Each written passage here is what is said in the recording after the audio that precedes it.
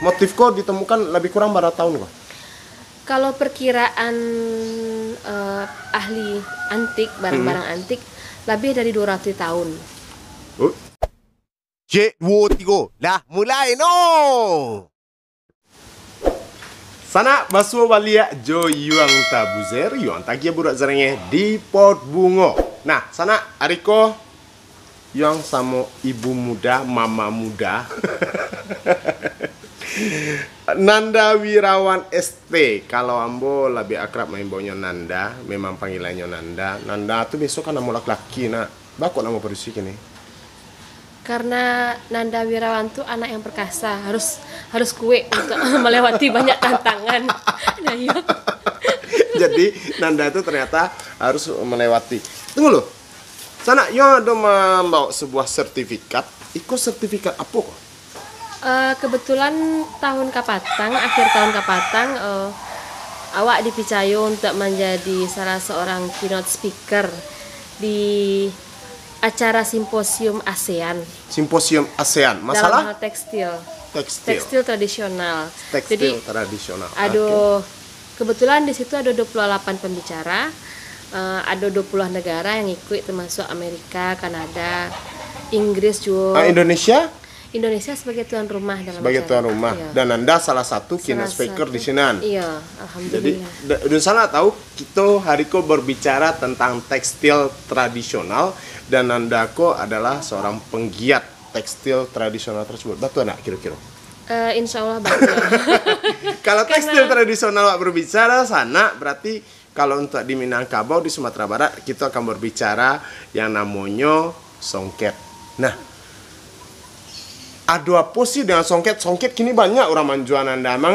Apakah Anda sama dengan mereka atau ada hal khusus sehingga Nanda sampai diundang ke simposium tingkat ASEAN, kemudian banyak prestasi-prestasi di luar negeri. Tapi masa songket yang sebab Dawi yang sendiri kan acok kau ke pasar. Banyak kok orang jual songket. Apa sih bedanya? Iya. Jelas teh. Sebelumnya perlu nama tahu ke Dauyang sebentar. Iko sebenarnya yang kami lakukan Nanda menyebutnya kami tim sebenarnya. Oh, tim. Nanda aja suami yang melakukan aktivitas Iko suami. Laki bini sana rupanya mengelakkan. Tapi kami sebenarnya ada yang lebih dulu menekuni Iko orang tua. Mama Nina Rianti sama Papa Alda Wimar. Jadi mereka meneliti kain-kain kuno. Kemudian ambo menaruhan badu sama suami. Tunggu dulu, kain-kain kuno rupanya. Jadi yang kain-kain kuno kok seperti apa? Memangnya masih ada kini kain-kain kuno kok. Atau bahas secara jalan lah ambo bingung tuh tentu di sana aku lebih bingung. Jalan lama ceritanya kok. Jadi sebenarnya awak di Minang di tiuk nagari itu ada kain songketnya. Ya. Beda tiuk nagari. Dicaliak kain diampi angke lain lo ragamnya. Yeah. Dicaliak di Koto Gadang rancak lo aponya motifnya. Dicaliak lo di Canduang sampai ke Tanah Data, Payakumbuh, tiuk nagari itu. Tapi orang kan tahunya apa? Silungkang ya mah. Silungkang kini. Kalau yang kini yang apa? Yang masih eksis tuh Silungkang, Pandai Sike sama Kubang. Oh, itu masih eksis bek songket. Masih bek songket. Nah, kini yang Nanda buat kini kok aku. Jadi sentra-sentra tenun yang lah mati ternyata mereka tuh menyimpan kekayaan kain-kain yang luar biasa Dauyang. Maksudnya? Jadi kain-kain kuno yang lama-lama yang luar biasa rancak itu kini kawan ada punya koleksinya. Itu dapetnya di Leiden di Belanda. Dapetnya di Basel, dapetnya di Museum Fowler Museum Los Angeles. Di ASEAN Civilization Museum di Singapura. Dan di awak nak dole ada di Aditya Warman tapi terbatas. Jadi sebetulnya songket kok ada di tiap daerah di Sumatera Barat di Minangkabau dan itu motifnya macam-macam. Dan ternyata itu motif kuno yang ndak ada lampia punah kini. Serpo itu ya. Artinya mereka tidak menenun lagi yang model-model motif kuno ya Nanda ya. Nah, iko yang kini Nanda coba menggiatkan kembali. Jadi diambil arsip-arsip lama tentang motif-motif kuno songket kemudian diolah baru. Iya. Lebih tepatnya mungkin ambil dokumentasi foto-foto dari koleksi-koleksi museum jo kolektor-kolektor barang antik sama toko-toko antik. Jadi hunting juga. Hunting. foto-foto tuh kemudian yang beko di pelajari balia. Dipelajari balia. Kemudian dibuat motifnya titik per titik seluruhnya, dapat komposisinya. Nah, itu beko yang awak agian ke pananon untuk ditanun balia. Oh, jadi berarti dan itu pasti lebih rumit dari songket-songket yang kini atau Pak? Oh, rumit. Aduh, kain tuh malah kami butuh waktu sampai hampir setahun. Menggarap cie. Untuk menggarap cie kain. Itu membek lamu apa gitu? Jadi ternyata luar biasanya nenek moyang awakku apa di doyang. Indah hanya rancak rumit komposisinya, tapi setiap motif tuh ndak sembarang balataan saya dong. Oh, ada makna, ada filosofinya. Ada filosofinya. Oh. Dan komposisinya pun mana-mana pas gitu. Nah, itu yang filosofi komposisi itu yang gini kok lah lama wak tinggal. Jadi sana sebuah hal yang menarik mungkin yang tidak banyak diketahui orang, ternyata motif songket kuno di Sumatera Barat kok sangat beragam. Nah, wak tahu kini kan songket-songket nah ada kain-kain balapa dan dipakai-pakai orang bayi barale itu kan itulah modifikasi atau masih ada enggak sisa-sisa motif kuno di songket-songket yang beredar kini? Secara umum sebenarnya masih. Tapi yang terjadi kini karena kain songket kolah menjadi komoditas fashion. Jadi baa caranya supaya mempersingkat waktu produksi, baa yang capek, baa yang ke warna-warni, sesuai aja fashion lah kan. Para sosialita kemana? Jadi dipercepat saja. Karena sehingga hilanglah yang motif-motif menjadi lebih sederhana. Boleh cari yang itu. Iko kok. Nah, sana iko salah satu songket yang diproduksi sama Nanda. Iko motifnya dari mana? Dari Muaro Labuah. Muaro Labuah. Iya. Dan motif kok ditemukan di mana, Nanda? Iko kebetulan kain kuno yang dikoleksi di salah seorang kolektor kain. Mungkin satu-satunya yang masih utuh sampai saat Iko gitu. Jadi mungkin nggak usah sebut nama. Iya. Jadi Nanda mendapatkannya dari buku tentang kain-kain kuno yang diterbitkan kalau nggak salah Cita Tenun Indonesia. Jadi dapatlah di situ kain Iko. Dan ternyata yang unik itu dari ujung siko sampai ke siko motifnya berbeda sedolang. Oh iya, berbeda ya? Berbeda sedolang. Ada 1.500 baris motif yang. Dan warna pun memang seperti kok. Iya. Warna pun memang harus sesuai jo motif kuno itu ya. Iya. Jadi kok sebenarnya motif kuno di sana kemudian dibuat ulang oleh Nanda dan iko motif kok ditemukan lebih kurang berapa tahun kok? Kalau perkiraan ahli antik, barang-barang antik lebih dari 200 tahun. Lebih 200 tahun motif kok dan tidak berkembang kini dan hanya satu ditemukan di dunia. Di dunia dan itu dibuat ulang yang masih utuh ya. Yang masih utuh ya. Aduh yang utuh mungkin ada cabai ya. Lah fragmen lah boy. Dan luar biasa. Nanda ternyata timnya bekerja untuk membangkitan balia yang lah 200 tahun hilang. Itulah motif salah satu dari motif kuno asal Muaro Labuah. Dan masing-masing itu kan berbeda-beda. Iya. Tahu banyak Nanda tentang namo-namo? Nah, itu yang menarik. Kalau tentang Muaro Labuah bicaranya, Muaro Labuah tuh kayaknya motif-motif yang hasilkan dalam songket tuh lebih kuno daripada motif-motif yang ada kini karena awak bisa mencari peradaban Asia Proto Melayu. Proto Melayu yang lah 2.500 tahun lalu. Bisa baca lihat motif itu mirip jo motif dari Vietnam, dari Laos. Aduh seperti itu. Dari Cina. Jadi pengaruh luar pun ada ternyata di motif-motif songket kuno awak. Iya. Untuk saat itu bisa awak kecen pengaruh. Pengaruh luar, tapi sejak ada teori baru tentang Atlantis. Atlantis. Dan turunannya. Kayaknya mungkin awak masih bertanya-tanya apakah awak yang menjadi asal dari Iko dan mereka menyebar ke masih pertanyaan apakah Iko pengaruh dari luar atau sebenarnya awak asalnya kemudian menyebar ke daerah Sinan karena saking lamanya lebih dari 200 tahun dan tentu Iko butuh penelitian lebih lanjut. Namun Ambo sangat apresiasi Jonanda yang mau membangkitkan motif-motif lama yang entah bilo anak kamanakan kita kamana miko. Dan itu suatu hal yang luar biasa dan sana. Dah. Kok rago waracek kok? Amba tanya rago, mak tahu? Yon tagia talok membali sana karena itu langka sana. Kalau aduh tadi Nanda mengicen asli cie le ya nak. Nan masih utuh. Tambah ko dua le. Kok lah jadi? Iko alun jadi sebenarnya iko baru selesai mana baru dari studio. Bara lama. Sampai bara lama ya, sampai bulan. Studio di mana Nanda? Studio di Canduang. Oh di Bukit Tinggi. Sekitar 3 kilo dari Bukit Tinggi. Oh. Canduang di daerah Canduang. Jadi orang Canduang ini biasa di sehari-hari nyoba om sana. Kalau kini terpaksa harus mau ada juga. Nah, iko kok kalau jadi bara haragonya dirupiahkan. Sekitar 2 juta. 2 juta sana. Nah, menariknya sana ternyata Banang pun diproduksi surang oleh Nanda Jotimyo, motif pun dikelola Bali. Jadi bukan Banang. Jadi yang awal tiba kamari bapikir Banang nyoko lado di Balinyo kemudian dibuat ternyata dibuat surang ya. Itu jadi dari proses buat Banang sampai di kain motif itu awak sadanya Nanda. Oh ya, lebih tepatnya diolah sendiri. Diolah sendiri. Yang membuat banang tuh dari Cino. Itu banang mentah yang dibeli di Cino. Kemudian dimasak, dideguming istilahnya, digaming. Kemudian itu untuk melepaskan serisin sutranya. Nah, beko setelah proses pemasakan benang itu. Iko emang sutra?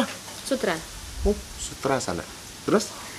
Setelah pemasakan benang itu biasa sehari lo waktunya tuh baru dicelup dengan pewarna alam. Tapi pewarna alam kok dulu harus pewarna alam kok apa kok? Pewarna alam tuh bahan-bahan alami yang pakai untuk pewarnaan. Aduh kayak cacang. Tahu om kayak cacang kan? Enggak tahu dong. Yang tampayang.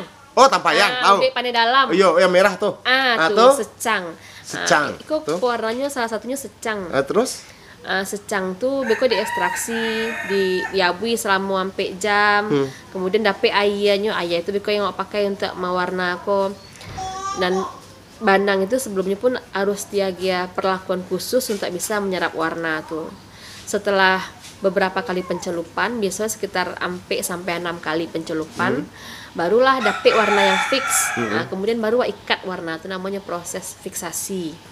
Difiksasi lo beko jo kok jo tawe, atau jo tunjuang.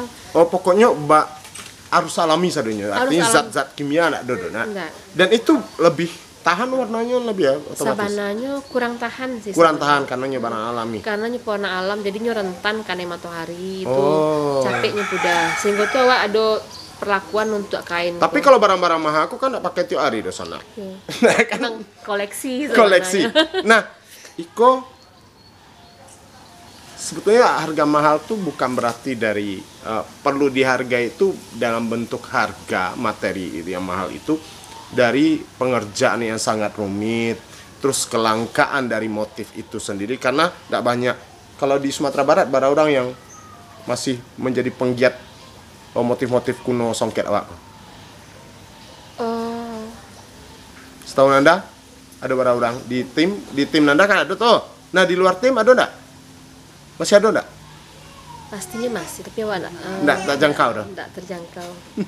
Aku yakin Nanda jo timnya saja konya sana Nanda kamu membahas ikonya sebab ambo pun menemukan iko dan ambo salah seorang yang sangat beruntung bisa membawa Nanda dalam acara pot bunga karena iko barang yang sangat langka sekali. Dah. Makasih lo om. Iya. Telah diundang kasih ko. Tapi yang jadi masalah ada istilah orang mengecean songket Banang ameh dan ambo baru tahu dun sana. Tapi tunggu dulu, iko Banang dari Cino tadi. Kalau yang Banang Sutra dari Cino, memang Cino dari dulu kan memang tak ada di awak, ada mbak harus ke Cino kau yang bali barang kau, Banang kau? Ada di awak sebenarnya, pernah balik ke Sukabumi kebetulan, tapi ndak bisa kualitasnya alun beda kualitas, beda kualitas. Mungkin perlu lebih apa mungkin lebih banyak riset. Nah sana, ambu masuk ke Banang, ada satu hal yang menarik, Oh iko, yang disuruhan. Yang disuruhan. Kau sana. Jadi selama kau ada songket babanang ameh ke orang. Asal ikunnya ameh saya. Ternyata itu memang ameh 24 karat. Iko salah satu contoh banang ameh 24 karat Yang iko di mana diproduksi? Di Nishijing. Nishijing, Jepang. Di Kyoto, Jepang. Kyoto, Jepang. Cerita tentang banang ameh ko nanda. Beko ambo calian kasana songket nam yobana pakai banang ameh 24 karat. Iya. Sana iko namanya banang Yamabuki. Banang iko dibuat secara handmade istilahnya. Seluruh pengerjaannya dengan tangan. Jadi ada inti dari banang iko tabuek dari sutra. Sutra filamen yang kemudian dibalut dengan foil ameh. Yang foil ameh kok dibuatnya prosesnya memang jo tangan pulo. Jadi dari emas biji itu kemudian didatarkan menjadi satu lempengan 1 kali 1 meter. Jo tangan. Sampai berbentuk karate. Nah, kemudian lempengan emas itu beko diserut jo pisau yang sangat tajam sampai sekitar 0,5 milimeter. Nah, itu beko yang digintir jo tangan. Kabanang yang inti tadi ya, yang sutra tadi. Kabanang inti tadi. Jadi intinya ada banang sutra, kemudian dibalut dengan emas 24 karat. Iya. Rusak enggak saat itu dilakukan? Bisa lapeh enggak? Ameh enggak ya? Sejauh yang awak coba enggak. Enggak, masih aman ya. Nah, sana salah satu yang lah diproduksi iko motif kuno aja ya, Anda? Iya. Iko songket dari daerah Limokaum. Limokaum. Iya, Batu Sangka. Oh, Ada yang orang sangka? pasti ada nonton. Oh, iko ameh ya? Iya. Berarti iko nan songket banang ameh itu ya memang ada banang dari ameh, bukan kunyang asal ameh saja. Amo yang kos ramo kos songket. Songketnya banang ameh. Bayambo ya ndak kan ada banang ameh ke ternyata iko motif kuno juga. Iko motif kuno. Jadi cerita tentang motif kok? Jadi Iko sebenarnya menarik kalau cerita tentang Iko. Karena sebenarnya antara awak sama Aceh itu kan dulu pernah ada hubungan. Iya. Sekitar tahun 1500-an itu Rajo Pagaruyang tuh menikah sama putri dari Aceh. Tidak ada Aceh. Tapi kemudian pernikahan itu tidak berakhir bahagia.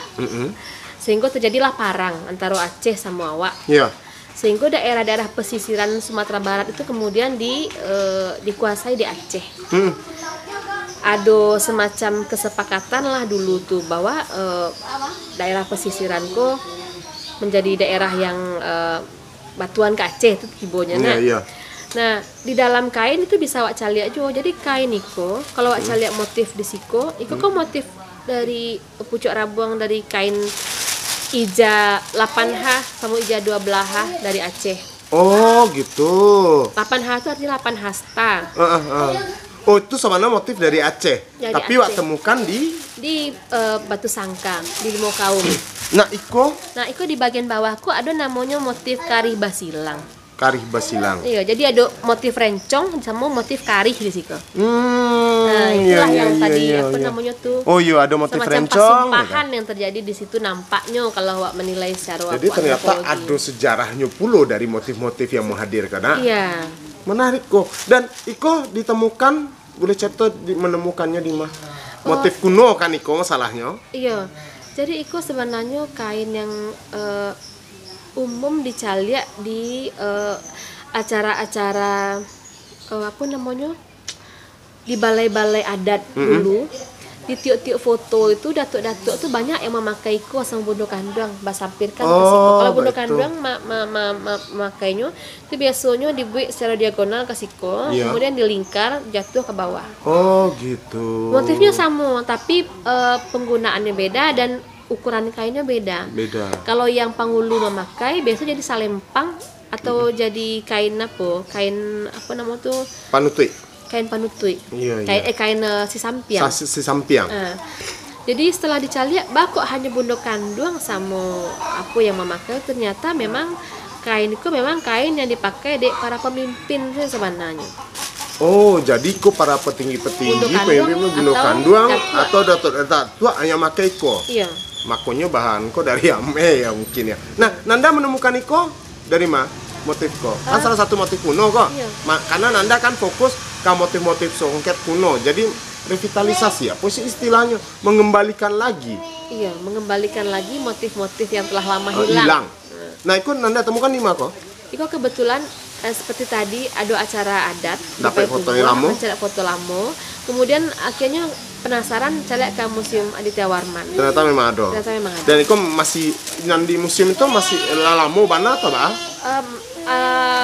Ala kurang kondisi sebenarnya lah 70% gitu. 70%. Nah, berarti itu alah selesai, alun lah.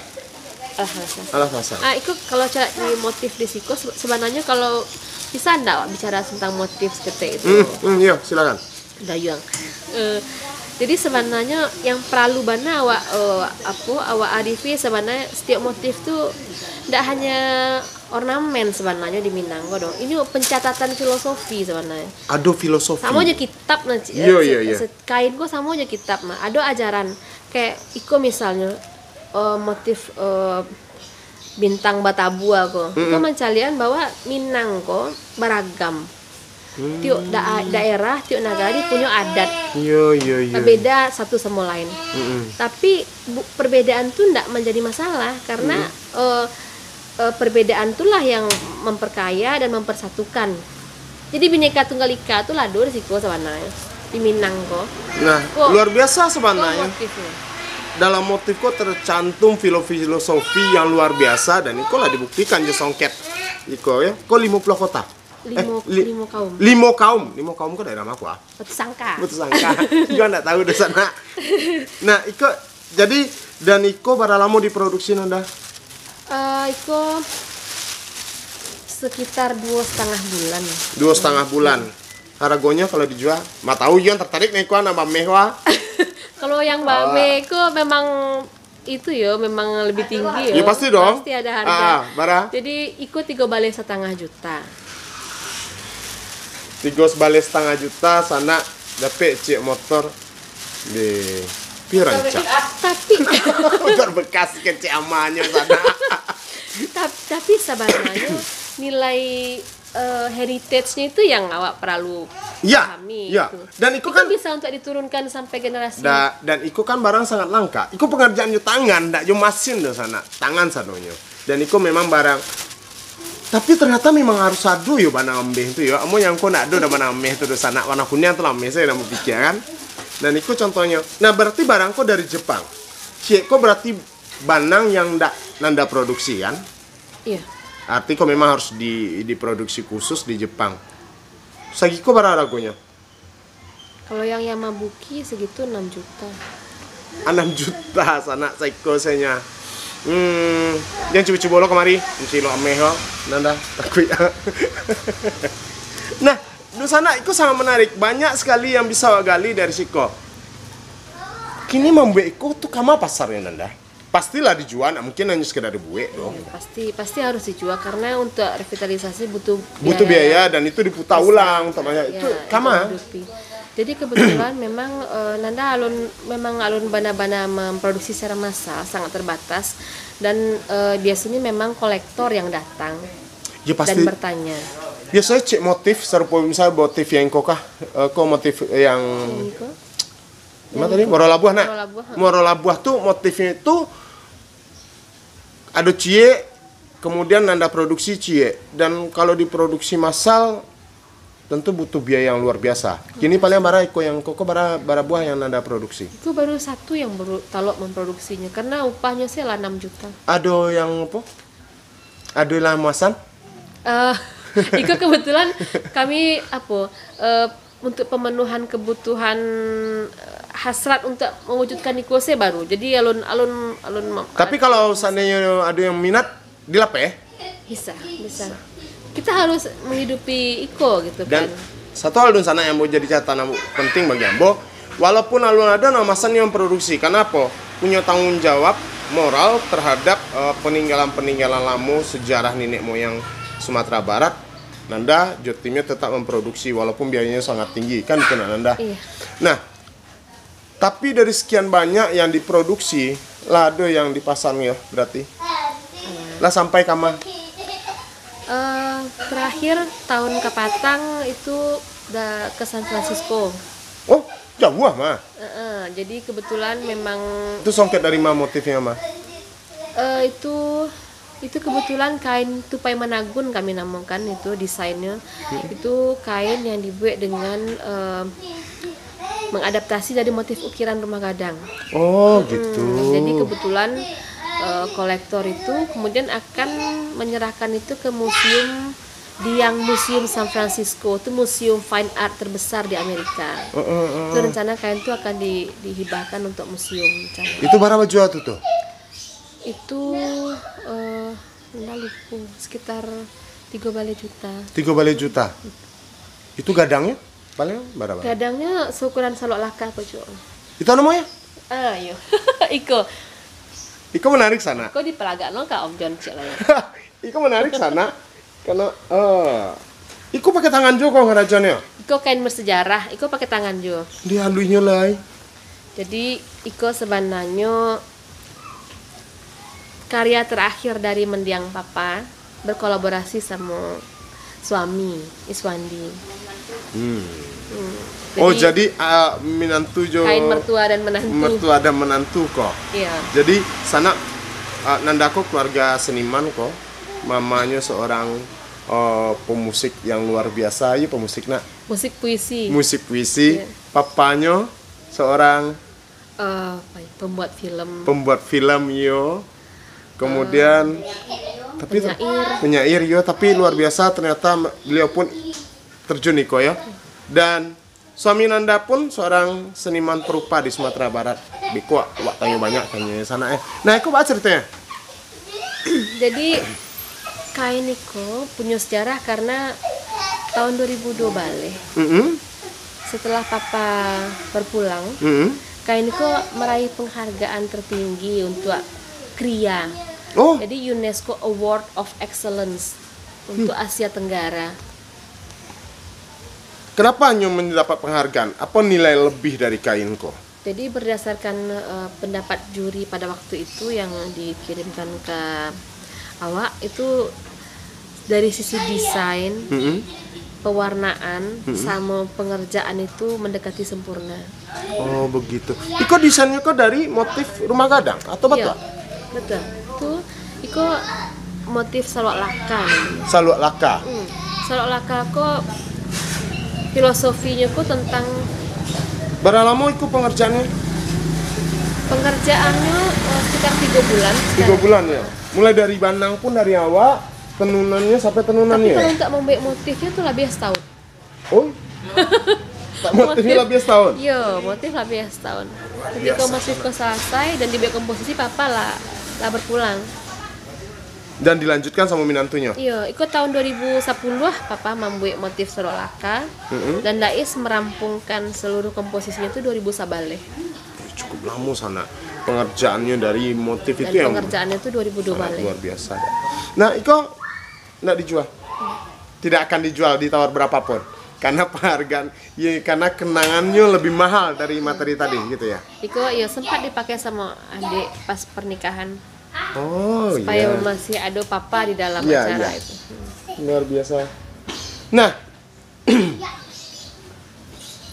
sana mungkin mencari Iko apa aja nak? Iko apa kok Nanda? Penghargaan apa kok? Itu penghargaan Dedikasi atas dedikasi Songket Yayasan Mahligai Songket. Iya. Iko kapan didapat kok? Jadi tahun 2014 memang pernah diajak kerjasama sama Yayasan Mahligai Songket untuk mengeksplorasi songket. Jadi pada saat itu ternyata surprise pada malam penyerahan penghargaan kepada insan-insan tekstil, ternyata penghargaan tertinggi diberikan ke awak. Atas dedikasi pada songket. Mungkin mencari agak susahnya Iko kali ya, susahnya Karajoko. Karena adanya orang yang nama berkenan maka penghargaan gitu. Muti Hatta waktu itu yang. Oh Muti Hatta. Nah jadi sana yang sebenarnya nggak habis pikir sama Yanto. Ini mulai dari pekerjaan benang, motif sadonya. Kalau mau mikir ya Karajo Gilo sebenarnya. Nah iya tuh. Tapi itu karena kecintaan barangkali dah. Kecintaan yang luar biasa.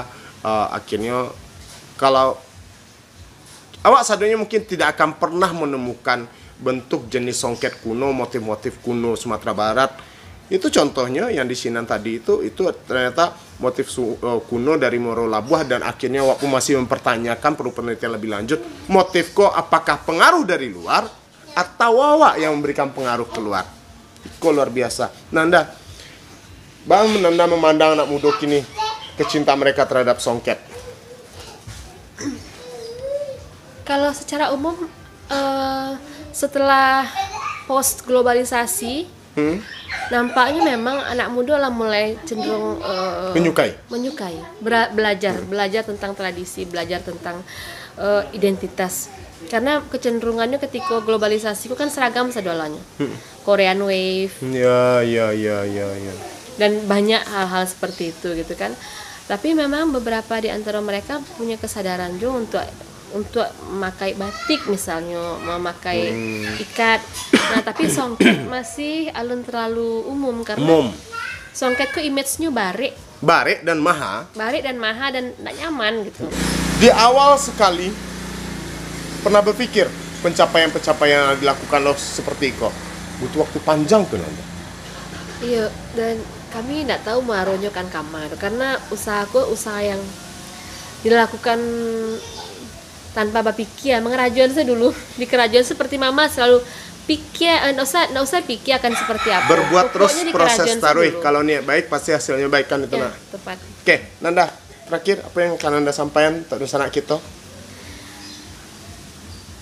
Dunsana kasadonyo, kekayaan tradisiko sebenarnya sebuah identitas bagi bangsa Wak yang sebenarnya harus Wak perjuangkan. Apapun bentuknya, apakah dalam seni pertunjukan tradisi, kriya tradisi, tekstil tradisi, karena disitulah letak identitas kekayaan bangsa Wak yang awak miliki dan menjadi apa namanya ya, menjadi identitas awak. Tapi tanpa usaha yang keras dari awak sendiri, usaha tanpa pamrih yang dimaksudkan di Siko itu tidak mungkin terjadi doh. Butuh kerjasama, butuh sinergi dengan berbagai pihak supaya itu bisa tercapai. Mungkin yang merasakan seperti itu tidak ambo saja. Ada banyak pelaku-pelaku lainnya yang luar biasa lo effortnya untuk itu, dan mereka perlu kerja bersama supaya itu bisa terlaksana gitu. Di tengah-tengah globalisasi yang Allah menggerus setiap lini kehidupan, sehingga awak nak tahu si awak lain, perlu diperjuangkan niko koma. Itu cukup. Insya Allah cukup. Lah sana luar biasa, sangat menginspirasi. Nah Dunsana kalau seandainya, kalau ada Dunsana kita ingin komunikasi, kamu dihubungi, ada email, ada IG, ada apa? Bisa. Bisa ya? Bisa Kak. Kamu langsung bisa sana, kamu kontak sana ya. Lah sana, Nanda seorang inspirator, kalau mau menganggap ini adalah inspirator bagi banyak orang harusnya di Sumatera Barat kok, dan lah mencoba melestarikan kebudayaan kuno, karena songket kuno pun lah hilang dan balian-balian dan lah bergerak, dan harusnya Iko perlu dapat perhatian penuh dari pemerintah Sumatera Barat. Takkan bisa dibiarkan saja konservasi barang-barang kuno hanya pada masyarakat. Walaupun kenyataannya Nanda lah berhasil untuk itu, dan barangko lah akhirnya artinya butuh regulasi yang jelas lah ke depannya. Sok mantap yang tagi anak sana. Tapi itu kelebihan yang tagi ya, kalau duduk sama orang cerdas, nya tahu cerdas sana. Memang cerdas.